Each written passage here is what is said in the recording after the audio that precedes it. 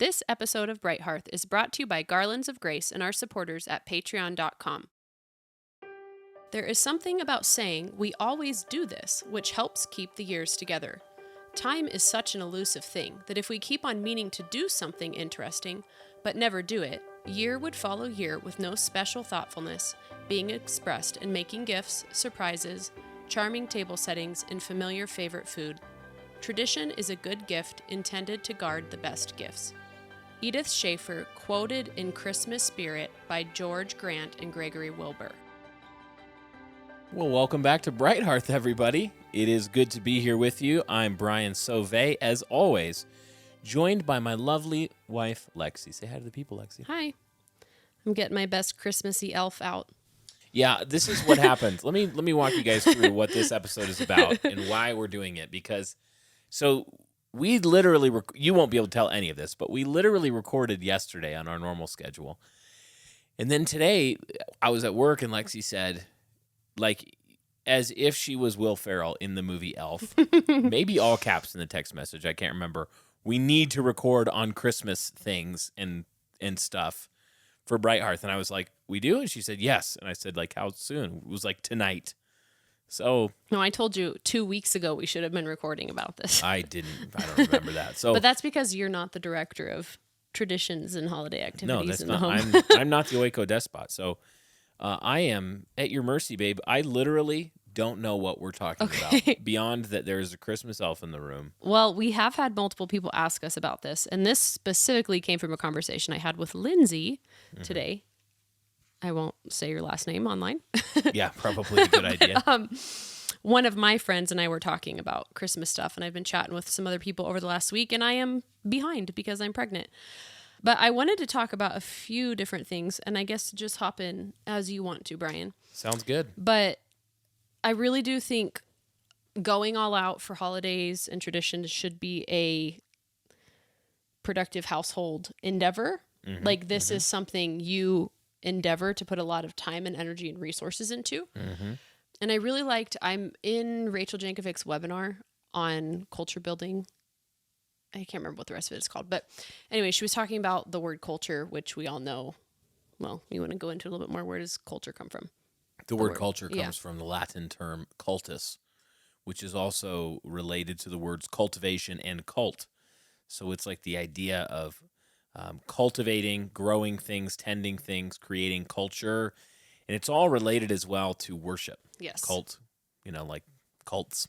I think same kind of root. Our culture, maybe not so much like culture is religion externalized, as Henry Van Til says. There you go. She even quoted him. Like 10 years ago, it was really big to push back and say, like, it's the thought that counts. Or even, this is what Lindsay and I were talking about today, the gifting categories of like something to wear, something to read, something to eat. And like, that's it.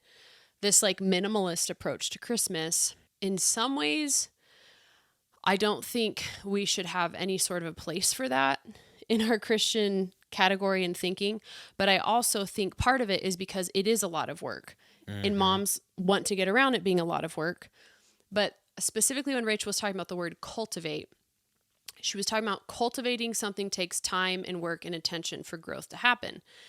And it just kind of made me realize that's why we don't want to put the time and the effort into either carrying on traditions, establishing traditions, cooking big meals, buying all the gifts, having something fun to do at night through Advent for our kids, because it takes that long-term attention before we actually see any growth. It's true, because you do have, like, the temptation is, our culture is very lackadaisical. It's very, I don't know, there's just a lot of, like, enculturated laziness because we're, like, really busy. Our culture has driven us to extreme busyness, but not quality or legacy or depth. Yeah. So we are all kind of harried, and we're doing 10,000 different things, and we're doing those 10,000 different frothy sort of fizzy things instead of cultivating deep-rooted traditions. That they're the kind of traditions that you could see like, yeah, this will be such a central feature of my kids thinking about this time of year that they won't be able to imagine a household without this when their kids are in their house. Yeah. And those kind of traditions take a lot of work, a lot of planning, a lot of proactive, like, weeks ahead thought from a mom and from Yeah. a homemaker. So, they don't just happen. No, they don't happen. We kind of want to buy everything in a box, yeah. From food to culture. And we're going to talk about that. You can't buy culture in a box. So we were made to celebrate and create culture no matter what. So I think part of what's happened is there's been a breakdown in passing on traditions over the last couple of generations. Yeah. And that hasn't gone away. Like you said, we've allowed things like Hobby Lobby and Walmart to fill in the advent calendar for us. Literally fill it in with little tiny chocolates that are hidden behind cardboard box doors. Yeah. And the other thing too is there's a real reality that when you're doing this as like first generation Reformed Christians trying to recover this, not only do you not have any traditions, most of us don't have really robust. I didn't know what Advent was until after I was a parent. So there were things when I thought back on Christmas, like, oh yeah, my family did that, but it wasn't necessarily, it's not that I didn't want to pass it on. It was just, there wasn't deep meaning tied behind it.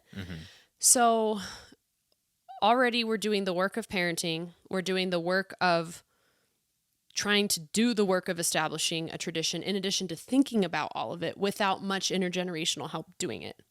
And for some people, this isn't our case, but I can think of people that we've talked to at church even that have, really bad family situations. So then on top of it, they're adding like, well, my parents hate one another. They don't want to be around one another for Christmas. So how do we even establish healthy Christmas patterns at all? So there's just a lot of challenges, I think, in some ways that our generation is facing surrounding traditions. But I really loved what Rachel said about we don't need to be like despairing. We need to see this as our time to build something. And I loved that. You were talking about not just buying Christmas at the store. And I really liked in Matthew 13, she was reading as a parable. And we all know this one where Jesus compares the kingdom to a woman who has hidden leaven in loaf. And there's other parables where he's comparing the kingdom to something that a man is doing. But it was the first time it really dawned on me, like he didn't have to use an example of a woman making something with her hands to build the kingdom, but he did. And obviously there's more to that because of the whole leavening. But that was just another example. I was just thinking like we want to get around the physicality and the call to rise to work that is demanded of mothers in order to make some of these things happen. But that's literally how he's building the kingdom is through our hands and our wombs and our dinner tables and our Christmas trees and all of that stuff. And I'm really sorry, but I don't know if I should open this can of worms, but there's people out there that say they don't celebrate Christmas for X, Y, Z reasons. But it really bugs me because I see these same people taking off Labor Day, loving Labor Day with their husband being home, loving Columbus Day because their husband's home. So they're letting the government dictate their calendar for them instead of Christian tradition. And that really bugs me. So something that we've talked about this a little bit before, but I've really been thinking about the last few years is I don't want the government telling me what to celebrate. I want this rich cloud of witnesses to be telling me and informing, not that we have to celebrate in a certain way, the Christian calendar, but at least think about doing it some, at least think about recovering some of it. So that's another thing is like bigger holiday celebrations pushes back against what the government is telling us to celebrate, which is like LGBTQ+. I'm so proud of you for not knowing the acronym. I probably couldn't even define all those if I wanted to. And also, I mean, we just had Columbus Day where they didn't even let the kids out of school for that. That was really weird. Well, it's now Indigenous Peoples Day. I know, and I don't know if that's everywhere just in Celebrates Utah. my people. But like we were always out of school for that. So that was another wake-up call to me of like the government is telling people what to celebrate and what not to celebrate. Yeah, so we don't want to enforce holy days on people, like where the church has required holy days that you must celebrate this, you must celebrate that. We're not saying that at all, but we don't want to jump all the way over and strip the world bare until we end up, with the Gnostic and the ascetic kind of as at our left and our right side. Yeah. The goal of Christianity isn't to strip away all of the physicality, all of the food and the celebration and the presents and all of that, to say that we're cultivating our spirit. We're all about the spiritual. Well, no, we're embodied creatures. We were made to celebrate. We were made to actually embody our worship and have it come out of our fingertips in everything that we do. And so, the holidays are an awesome opportunity for us to inflesh the things that we believe are true about the nature of our Lord, our community, that God was generous with us, that he sets a generous table for us. And we can sort of like, especially homemakers, you have an opportunity to put into the food and the table and the gifts and the celebration and the traditions and the rituals. You have the opportunity to sort of encode in those physical things your doctrine of the gospel and your doctrine of God's generosity and your doctrine of the goodness and glory of God. Yeah. I always think about it in terms of like not wanting to be the white witch. Yeah. And people always talk about just what a Chesterton like went completely all out for Christmas time. And when I was reading about a little bit of a biography about him, that just really stood out to me that he loved Christmas and it like turned him into a child every single year. And he just kind of reverted back in a way that all of us, I think we've kind of lost the mystery of Christmas time specifically in some ways because we can get so focused on the work. But I just really like want to become more and more celebratory the older I get. And the funny thing too is that the more kids I have, I am so tired through the Christmas season. And I know like there's things left and right that I'm not getting to, ideas that I had that I totally forgot about. And in some ways it's like I have to pray and ask the Lord to prepare. Like I only know that my physical body will be prepared for the weight of that glorious celebration on the other side of heaven. Because here I'm still a frail creature that can't even begin to fathom the joys that Christ has for us. But that is part of what we're called to as mothers, is setting a feast of joy, setting, our children's imaginations on fire with Advent and table settings and gift wrap and ornaments, all of that. Okay, maybe I wrote something about this a few years ago, and I think there's a few paragraphs here that are relevant. Maybe I will quote them. Yeah, go ahead. So I wrote this a few years ago thinking about this question of Christmas and celebration and that sort of thing. I said, the Gnostic and ascetic lie damnably. Theirs is a false gospel, all death and no resurrection, all bitter herbs and no roasted lamb. The true gospel is not so. Like every good story, it walks through the valley of the shadow of death, but it does so, to borrow Tolkien's turn of phrase, eucatastrophically. From death, immortal life. From blood, indestructible redemption. From lamb, festal glory. It's not the case that the lighter you find this world, the weightier you will find God. Not so. No more than watery porridge in the bowl makes for a merrier mother at the pot. The world is a thick, not a thin place. In fact, the thicker we find the world, the weightier we will find the God behind it. When the true God, our God, brought the cosmos cantering out of the nothingness, he laughed and pronounced his very good over it. Yes, the pagans get this all wrong, stopping one leap short of glory and worshiping the creature rather than the ever-blessed Creator. But their problem is not too much of the material, but a fundamental misunderstanding of it. Not so for his saints. The more raucously that blood-washed multitude enjoys the chorus of smells and sights and tastes and scenes, the more they feel the Father's joy. The saints become more, not less material in their salvation, all the way up to the New Jerusalem and back down again. And they do so without becoming materialists, that is, without missing the point of all these material splendors. The Son became a man so men might become true men again. Because they don't worship the creature, the saints are free to exult in the bright brass section of frosted landscapes and the trumpeting of stars in the dark winter sky. They are free to revel without a hint of shame in crackling logs on the hearth, their warm glow reaching out like the throaty strains of Bach's unaccompanied cello suites. For them, the worth of the composer blazes out of his compositions, irrepressible. Is not the earth the Lord's in the fullness thereof? Yes, and we his people, true claimants to her title and union to the Son to whom all is given. It may be that a dry crust with peace surpasses the sumptuous feast with strife. Better, yes, but best the feast and the peace. Best the wine and the song. Best the smile and the roast. Best the gift and its giver. Before you accuse me of over-realizing my eschatology, Let it be settled outright that no feast on this side of the New Jerusalem is without the specter of sin and all the company that comes with it. Yes, the ghost of Adam past rattles his chains over us, even over our festal gatherings. But feast on we must. The second Adam is victorious over the first. That wraith will soon be exorcised from our midst, with thundering finality, creation liberated at the glorious appearing of the sons of God. So sing your odes to the warm embrace of yellow butter and crunchy sugar and yeasted flour. Write your sonnets to chubby toddlers and their fingers, sticky with stolen dips into the sugar bowl. Do not dare not to give your standing ovations to the subtle curve and draw of your youthful bride at the crowded oven. Shout your praise, drink your wine, utter your aloud your amen to his very good. And one last thing, don't dismiss this as mere periphery. This, friends, is high theology. Our tables may just be a gospel issue, as the saying goes. So feast like Jude's doxology and Matthew's choir of angels over the shepherds in their fields.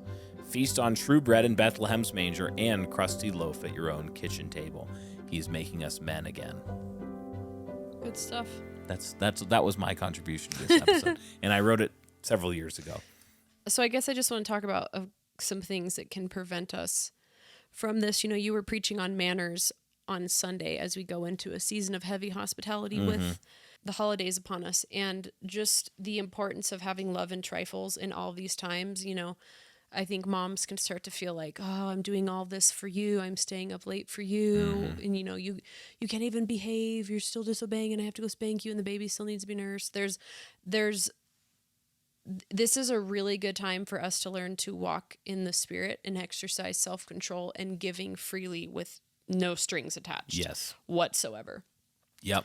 So, and I think this really, like, my complaining spirit was totally put into check several years ago when we were studying the Puritan Pilgrims that came to America. And I meant to look up the actual numbers, but it was the first Thanksgiving was basically cooked by like 3 or 4 women. And I wish I could look it up. Could you look it up while we're talking? Look up what? I want to say there were around 1,000 pilgrims. And then they had 1,000. I'm sorry, not 1,000. Wasn't it 100? Yeah, like 100. And then they ended up having like 100 more unexpected guests when the Indians showed up. So, you know, most of us moms are, you know, on the large end cooking for 12 to 24, maybe more people than that. If you are, you inevitably have help. You have a hot stove. You have a dishwasher. You have laundry running tea towels for you. They had the forest and the river. And 90 Native Americans and 50 English Pilgrim settlers. Okay, did it say how many women cooked for them? No. Okay, so think of that, you guys. You're tripling your guests without knowing it. There's like 3 or 4 of you. At least you have all of your, you know, your modern servants going to work for you, if not more help than that from teenage daughters, and I'm sure grandmas and other people helping you. And so that really made me realize these women could have been doing more practical things. They were literally trying to start a new Christian society. They were fleeing persecution. They were wanting to build Christian culture, to worship freely. They had houses to build. Yeah. They had food to preserve, and yet they were stopping because they understood that Thanksgiving was a huge, huge element of this forward momentum for the Christian mission. I also think it's important to note that that was part of what our foundational society is in America, is celebrations based on Thanksgiving, not necessarily based on money, on, you know, the most beautiful tree in the neighborhood, stuff like that, but that's really important that a new society, they were stopping to mark this time with Thanksgiving and celebration. Like, that's really big. Don't be a white witch. Be generous towards your children and your husband and, you know, your church members, your fellow church members. I think that Layla Lawler has some articles on her blog, Like Mother, Like Daughter, where she just has really good reminders of how to be realistic about, you know, the day of a holiday event. Make sure you're planning time for the baby to be nursed. Don't be shocked when the baby needs to be nursed or a child needs to be disciplined. She had a few helpful things on which parts of the house to deep clean before having guests over. And I think even her Thanksgiving one broke it down like within 4 days, what you need to pull out when. Very, very helpful for people just getting started with all of this. But one of my favorite books on just thinking about going all out, it is Christmas related, but any sort of celebration would benefit from Doug Wilson's Advent book, God Rest You Merry Gentlemen. Have you read that? I've read it a couple times. Okay, yeah. I love that. Yeah, I've read it a couple times too. Yeah. I really, really recommend reading that starting now, because the thing with some of these Advent reads is you're going to get ideas that you want to implement, but then you need time to implement them. So that's like part of why I picked up George Grant's book, Christmas Spirit, a couple months ago, is I wanted time to plan and figure out what we were going to put into practice. So those are kind of my 3 big resources on this topic. What is that Advent? Remember that lady? Oh, what was her name? She was really popular, and she wrote that kid's Advent story about the never-ending, do you know what I'm talking about? I know what you're talking. The God's never stopping, never giving up, always and forever love. It was like You were sick of that. You a trashed Bible that. book that was like, let's just make God and take all of his holiness and all of don't his remember what wrath, her and let's name just make was. God like really chill. I can see her. She did the 1,000 Gifts book. And then too, I she's think. all like pro LGBT stuff Yeah. now too. Anyways, so I guess what I'm saying the is Jesus Storybook Bible was the name no, of it. it wasn't. It That's was that was what it was called. Anne Voskamp. She had an Advent. Oh, and Voskamp too. She had an Oh, Advent. Yeah. Wait, the Jesus Storybook Bible gal is LGBT affirming now? Yeah, I think she even like helped with No. a book that includes No. LGBTQ characters. Yeah.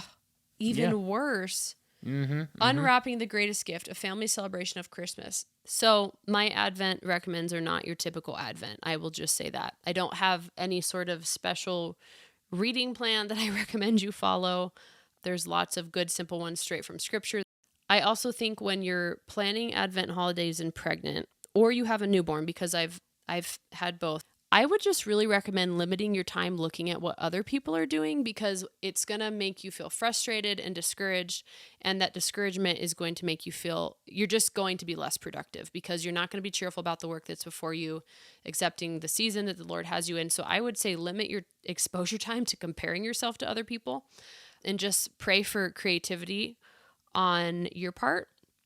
The Lord would help you really serve the people in your season and not feel like, you're wasting another year, because I do think there can be that temptation. Every year is going to be a different year. And I just kind of wanted to note what we did this for a while with Advent plans, where at the beginning, I always did this at the beginning of October, I would just kind of make a list of Christmassy activities, going to look at Christmas lights, doing cookie decorating with friends. When the kids learned to read, one of the big things they did was scavenger hunts, like candy cane scavenger hunts in the house, maybe having a few Christmas books for them to unwrap. And we would just kind of pick one of those activities each free night we had through December. And that was more Advent plan than like a chocolate calendar. Mm-hmm. And just really going all out. Like when we homeschooled, I did very minimal homeschooling through Christmas, and just did tons of baking with the kids, like a new Christmas cookie every day. And I was totally okay with that. Yeah. So I know some people like to do the 12 days of Christmas, which I think we might try to play that up this year, since that works better with their school calendar now. Yeah. But yeah, I just kind of wanted to get y'all's gears thinking in terms of Christmas and not falling behind unnecessarily. I think one thing I really want to do, I just haven't done yet, is creating some sort of a menu plan that you have. Like if you have a homemaking binder where you have your Christmas menu every year, you can just pull it back out, that has your Christmas recipes behind it, that has the gift list that you've been making all year long, that has, what were the toys that the 2-year-old liked? Because now I have another 2-year-old. It's 8 years later, but I have another 2-year-old. I think one ditch, especially moms, is to be like, be the one who's doing a lot and working out all these plans and baking the things, and then being really mad and annoyed at everybody because they're like getting in the way of you doing this great thing. And then being like the mom who's like, I'm doing this for you. Why aren't you all appreciating it? Or like, why are, like Lexi said, when the baby still needs to nurse and the kids are still kids, and and they're still going to be like, get hopped up on sugar and say rude things sometimes. And so you don't want to fall in the ditch of like, there's the laziness ditch where you don't do anything and you just kind of like, wow, we're just going to buy culture in a box. and never really do anything special.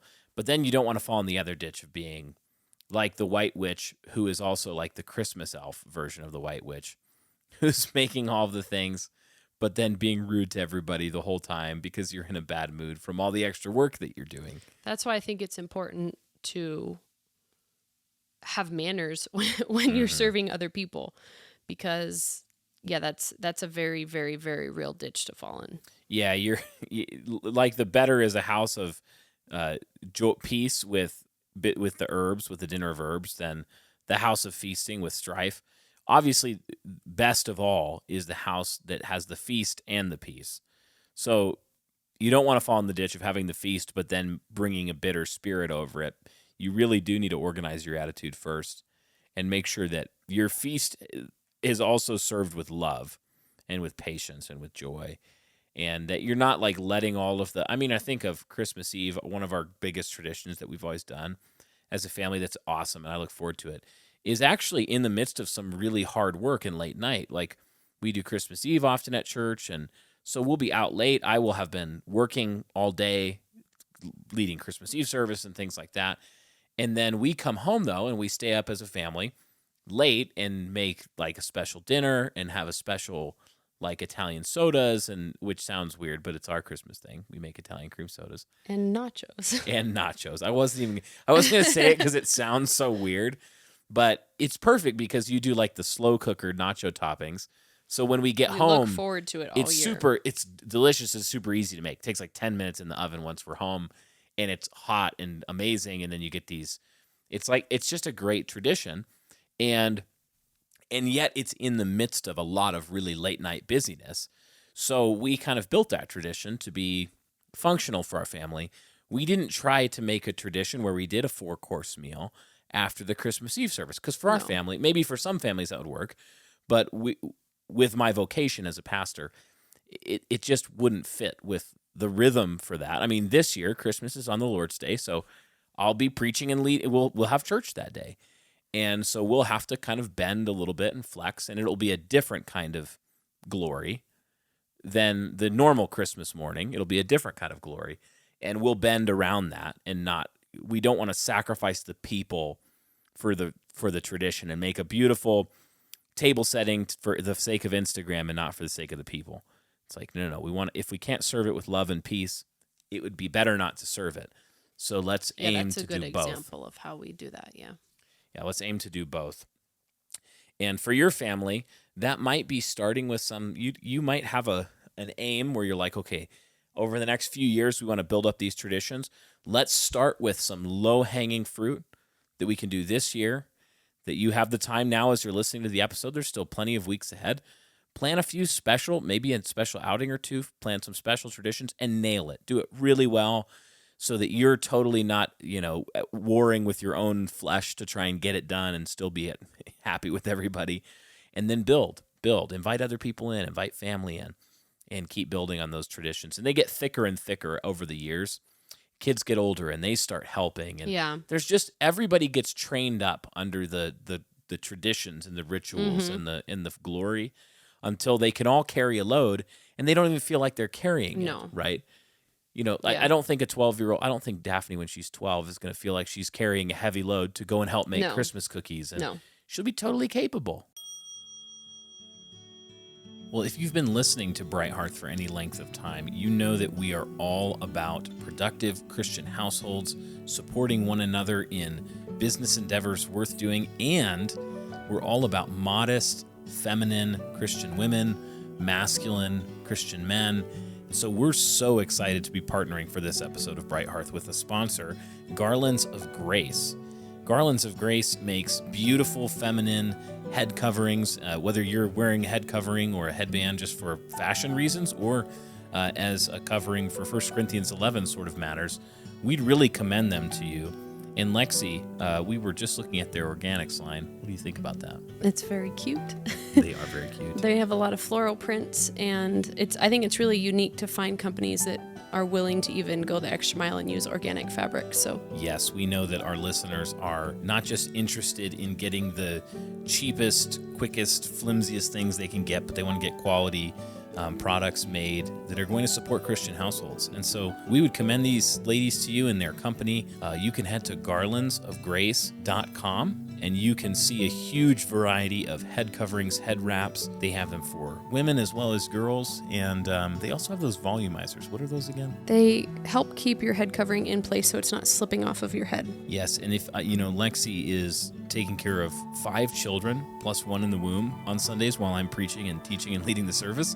So it is important that it's not slipping off of your head so easily when little people are kind of climbing and crawling over you. So that's been a help for you. Yep, I love it. Absolutely. Well, check it out there, garlandsofgrace.com. You can use the link in the description of this episode, and you support our show when you support them. So thanks for listening, and now we'll get back to the episode.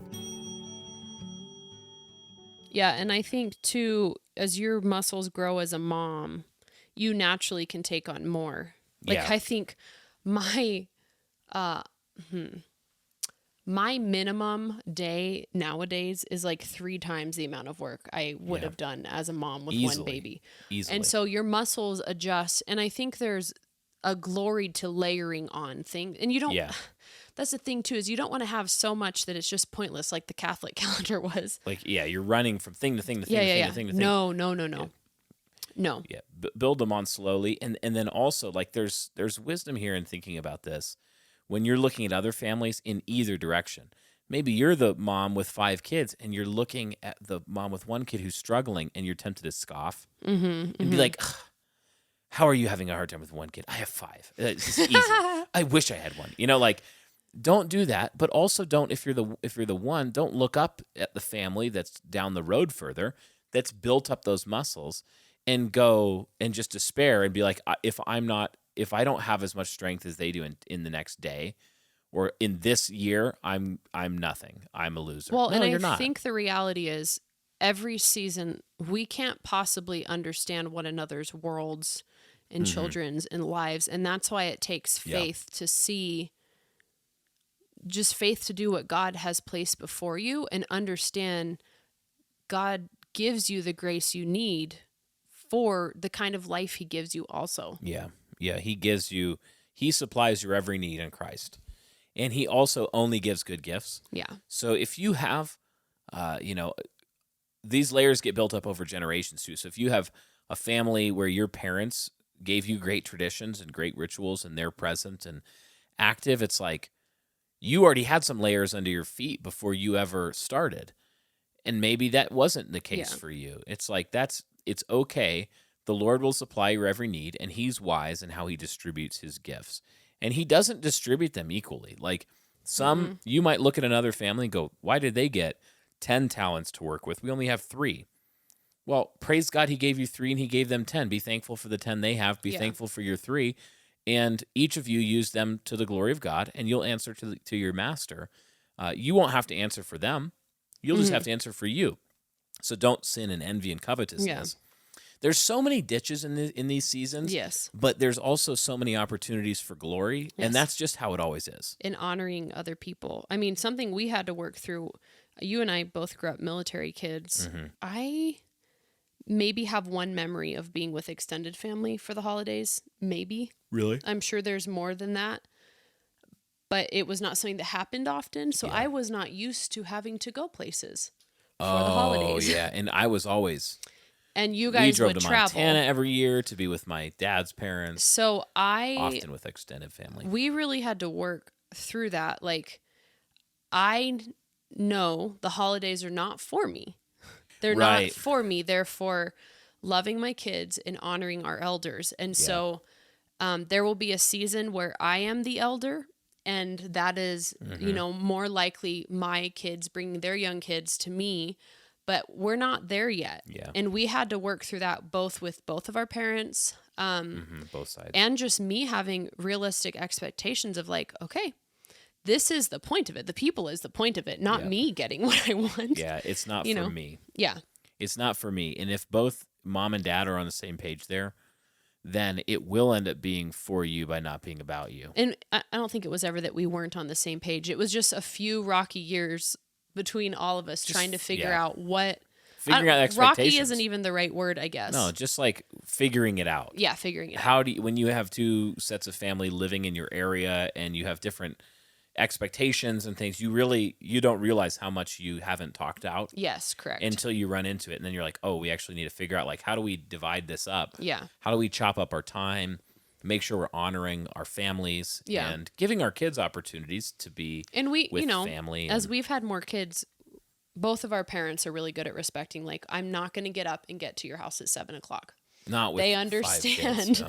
They understand that it takes us a while to get going in the morning. Yeah, we're we slow need to moving. eat, drink a cup of coffee. We get up for the Lord's dressed. Day, and we're there at 8:15 before Sunday school. That's a production.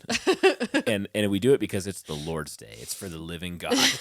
Right? But yeah, so we have human rhythms is what Yeah. I'm saying. But at the same time, I'm not sitting on the couch in my PJs all day like I used to when I was a teenager. Your cinnamon rolls. Cinnamon rolls. They're actually on our Patreon from a while back. We shared that You know, sourdough cinnamon roll recipe. Something I wanted to say briefly They're that reminded so me of good. this, because I made the orange version for Easter and the kids loved it. Yep.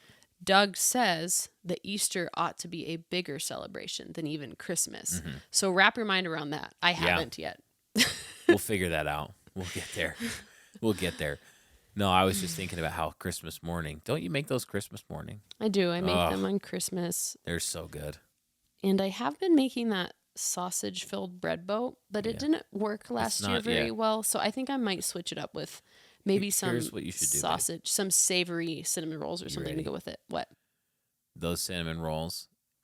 And when I say a pile of bacon, I mean literally like I could do like what kids do with the leaves in the fall. So you want like $90 worth of bacon. I want $90 worth of bacon and those cinnamon rolls. And I want to be able to make bacon angels on the ground. Y'all should send your best holiday recipes to me. Yeah. Because this is one of the challenges I face when it comes to holidays is I love cooking regularly. And we do regular Sabbaths, which means I'm always trying to think of new celebratory meals. So I almost have a really hard time stepping it up a notch when it comes to holidays because of that. So send me your favorite. And a lot of it has to do with, for us, it's been like finding those recipes or things that would have been traditional too. Yeah. Because that's kind of fun. We wouldn't normally do. Yeah, like exactly. cream puffs for the Feast of the Ascension kind of thing. Yeah. So that's George Grant's recipe book. And I don't remember what that one is called, which I love. I have used that for the high feast days. Yeah. Where they have menus that I will try and follow. Yep. I forgot about that. I should pull that out and Yeah. do my menu cream planning puffs. right now. Feast of the Ascension. Go eat some cream puffs representing the clouds that Christ rose into. Yeah, it is fun to So- think in those terms. And you tell the kids, these are the kind of things that, we don't just boil the system of the Christian faith down to like discrete facts, theological facts. It's this rich, embodied body, soul, spirit, creation, heavens and earth, visible, invisible. Christianity spans and encompasses everything. So a lot of the things these rituals have served to do over the years, and I mean like over the generations, is that these traditions that surround the calendar and time of year tend to enculturate and put handles on these theological truths that you could grab onto or eat and taste and see and touch. Yeah. And so it's built for human understanding of our theological convictions. Does that make sense? Like a fully human, embodied. Yeah, I think so. It's like stuff our kids can grab onto, and you can Yeah, I think as well. that makes sense. Like, so you think about Ascension, or you think about Christmas, and it should have there should be a taste in your mouth. yeah. That's a glorious one. I think if I'm understanding you correctly, it reminds me of the story that they told in this Christmas spirit about Saint Boniface and how the reason we have greenery at Christmas time is because he had gone into one of the groves and saved the young girl from being sacrificed. Yeah. And this was after, I'm pretty sure this was after he chopped down Thor's oak. Yeah. Donner's oak. And he had cut off some green boughs and like passed them around after they saved the girl. And he said, this is to remind you that Christ died on your behalf, so you don't have to be sacrificing one another. He did it for you. And that's where we got the greenery, the tradition of green Christmas boughs from. And I was like, okay, I've been wanting an excuse to go out on true evergreen greenery for Christmas. We've done it before, but it's really messy. Yeah. But this year I was pine like, needles. I don't care how many, We're doing it. how much vacuuming and sweeping up I have to do. I'm doing the real stuff. So yeah, that was a good book to understand a lot of those things. I think that you're talking about is like full orbed traditions from a Protestant perspective and not tainted with Catholicity. Well, it's not like where all of a sudden we're binding everybody's conscience to set apart. That's the real controversy. And I think where you go wrong is if you start demanding certain Christian worship on these new holy days that you've set up that God hasn't commanded you. And there's a distinction between that and somebody setting apart a day for remembrance of a certain thing and not binding anybody's conscience to it. No. But doing it as a way to enculturate in your calendar or in your family's life or in your cultural rituals the celebration and remembrance of these high theological truths. Yes. That's good. That's glorious. And that's why Paul talks about one esteems one day over another, one esteems all days the same. Let each one be fully convinced in his own mind. Have grace for each other. Don't bind one another's conscience. Don't destroy the weaker brother. But just be careful not to buy into the whole like really shallow anti-Christian history where they say, oh, everything was like pagan and it's all Christian. Christmas is pagan. Everything's pagan. Well, a lot of this stuff actually, when you look into the historical roots, were Christians going out and taking dominion in the world and throwing down these old gods and old pagan religions and then conquering them and colonizing them and saying Christ is better. We will give you better celebrations. We'll give you better rituals. I think a lot of it really is a liberal view of history. Yeah, it is. It's also like a sin is in the stuff view. Yeah. Where like totally. This all of a sudden it's like there's cooties in the day that you're getting pagan cooties if you celebrate this or that. If you have a Christmas tree, then you're getting pagan cooties on you, and it's like, or you're worshiping in a green grove, and it's like, no, my brother in Christ, listen. The problem with the green grove wasn't the tree; it was that they were worshiping demon gods there. Yeah. So, that's all I'm saying. Is that what we got? Yeah, I think I'm going to do an in the kitchen on some of our favorite cookie recipes and Queen. other recipes. Queen. So, my birthday is right around Thanksgiving, and I hate pumpkin. It's so sad. I just thought I'd throw that out there. No, it's so true. It just dawned on me because I was thinking of everyone's like, Thanksgiving you want pumpkin food. Everything? And she's like, please no. Please let me escape this pumpkin-y world. I was so happy the year that Jessica came to family Thanksgiving. We almost always have church family and friends over with us because we have military, and both of our parents are military, and they understand, not inviting having family families around. who don't have family around. But them. she brought a salted caramel apple cake, It was and very I was good. so happy that it was not a pumpkin birthday cake. It kind of looked pumpkin-y too, so it was but it was perfect. It was so. so good. So I've actually made that for my birthday most years since then. Well, thanks for listening to this episode of Bright Hearth, everybody. Remember to check out our sponsor for this episode, Garlands of Grace. If you're looking for beautiful feminine head coverings or accessories for women or girls. Husbands, speaking of Christmas, great gift opportunity there. And like Lexi mentioned, we do actually have a patron exclusive episode that we do just about every week called In the Kitchen, where we share recipes, we talk about practical in the weeds stuff, give, like apothecary tips and resources. There's that and a lot more on our Patreon channel. We answer questions there and try to interact with patrons there on that channel. So there's a link in the description, patreon.com/brighthearth, where you can help support the show and get access to that content.